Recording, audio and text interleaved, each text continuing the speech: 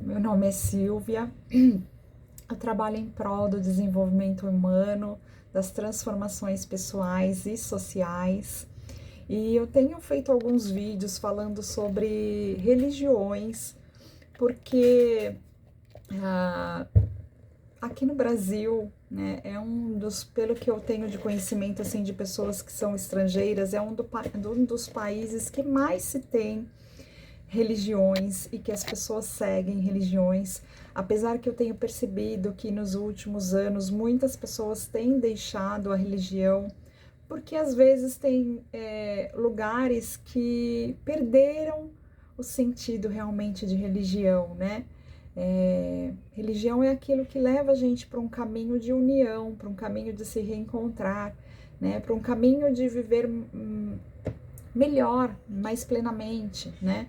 E por mais que cada religião às vezes tenha a sua disciplina, tenha as suas regras, né? A religião ela não pode ser, porque como ela tem o sentido de religar, né? Nos religar a nossa essência, e a nossa essência tem a ver com as outras pessoas também, ela não pode ser algo que separe a gente, né? Algo que separe um do outro, que julgue um outro e tudo, é algo que tem a ver com o nosso interior, que ainda não está tão evoluído, né? Com o nosso interior, que ainda tem muitos preconceitos.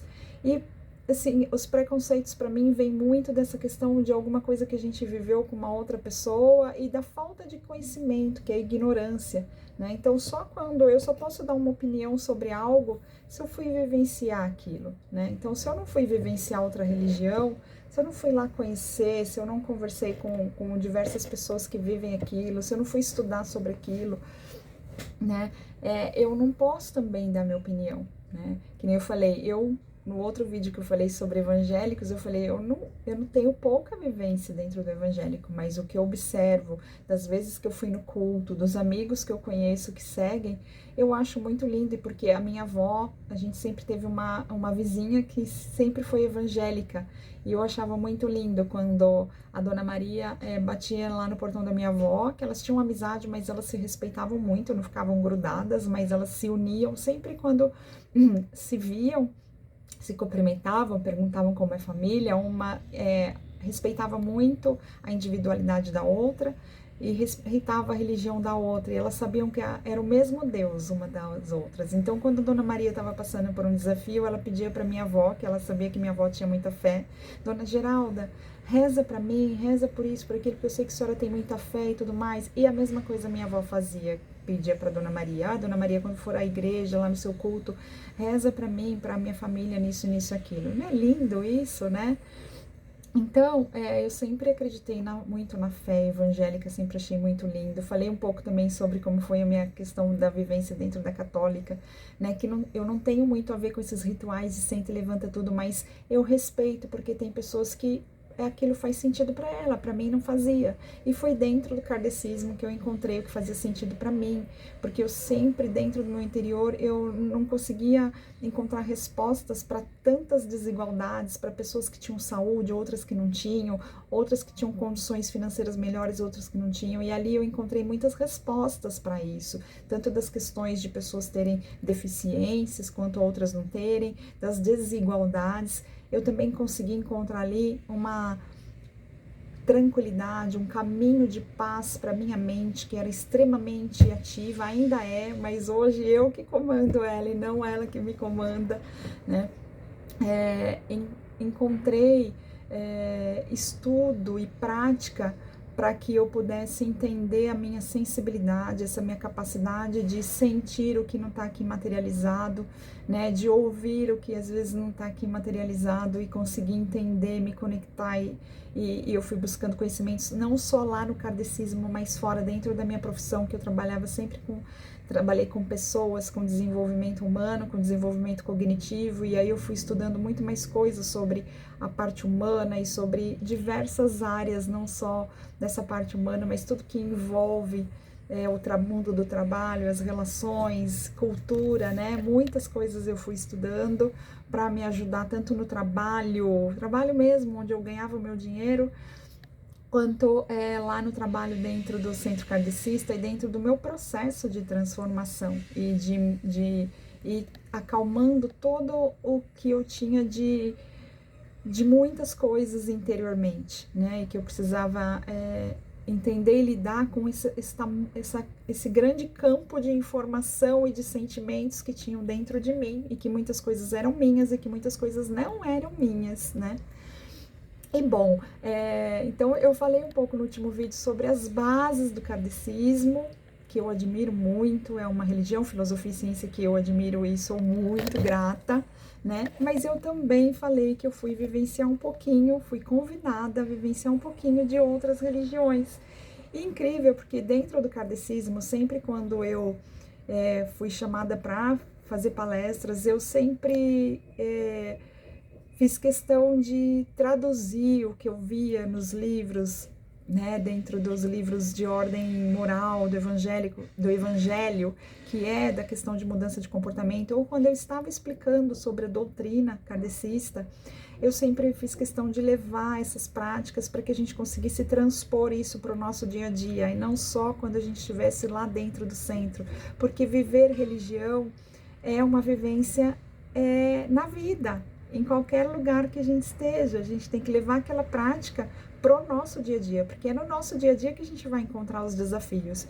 E outra coisa que sempre foi muito forte em mim, assim, foi a questão de fazer conexões com a natureza. Então, lá no centro, a gente sempre tinha uma última palestra que, às vezes, eu tava... cada sábado a gente fazia... ou falava sobre doutrina, sempre tinha, falar sobre doutrina, falar sobre comportamento humano e fazer como se fosse um momento de reflexão, meditação, de vibração, de boas vibrações.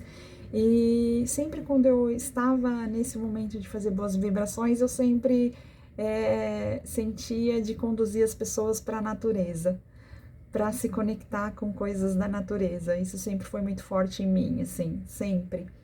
E aí, em certo momento, eu fui convidada para ir conhecer e para ir frequentar a Umbanda, e eu até pensei assim, nossa, será que agora eu vou trabalhar na Umbanda? E não por discriminação, mas eu pensava, será que o meu caminho não é mais dentro do kardecismo, né?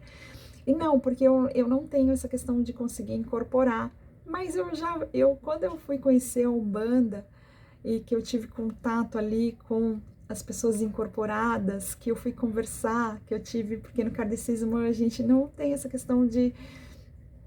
eu pelo menos não trabalhei dentro da sala de desobsessão, né? Mas de estar ali, sentindo um espírito incorporado ali na pessoa, para mim foi aquilo tão... uma sensação tão... como que eu posso dizer? Uma emoção muito grande, né? Muita emoção. E ao mesmo tempo, quando eu fui convidada a frequentar a Umbanda, eu fui por 6 meses assim em giras, né? Eu queria entender também como funcionava, né? O porquê daquelas giras, daquelas incorporações e tudo mais. E ao mesmo tempo eu estava fazendo formação na medicina indiana, que eu também conheci quando eu estava fazendo a pós em cuidados integrativos, e na pós em cuidados integrativos eu também tinha tido aulas sobre Umbanda, sobre Candomblé, sobre os povos indígenas, né? E ali eu fui me reconectando o quanto que a minha forma de conexão com a espiritualidade tem a ver com a natureza, né? Tem a ver com os animais, tem a ver com a música, né? Nesse meio tempo também eu fui convidada para ir para o budismo tibetano, para frequentar lá, que eu vou falar em outro vídeo. Mas, e depois eu pedi para a minha mestra de Reiki, que é da Umbanda, né, que foi a que me iniciou no Reiki, que ela me indicasse livros de Umbanda para eu ler, né? E são extremamente complexos. A Umbanda, ela nasceu aqui no Brasil, lá em Niterói, né? Ela tem muito a ver